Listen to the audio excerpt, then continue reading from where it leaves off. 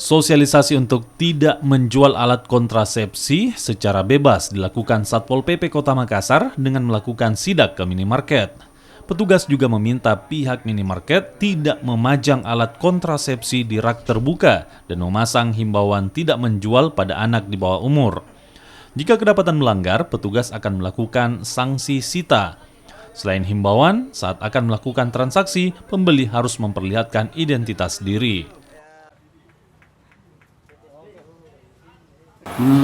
Rahasia ke minimarket tersebut dan kalau dia coba-coba tidak mengindahkan, ya sudah cukup. Saya bersabar 5 tahun merahasia alat kontrasepsi. Kalau dia ulangi lagi kembali, tapi saya percaya bahwa ini hanya teknis. Biasanya kalau sudah sering saya sita itu tidak lakukan, tapi kan ini ada ratusan jumlahnya namanya minimarket yang mungkin manajemennya berganti-ganti setiap tahun sehingga mereka tidak paham. Jadi memang harus memahami atau mengantisipasi demoralisasi itu harus stakeholder terkait semua, baik majelis ulama, baik di gereja, di tempat-tempat ibadah yang mesti untuk menghimbau.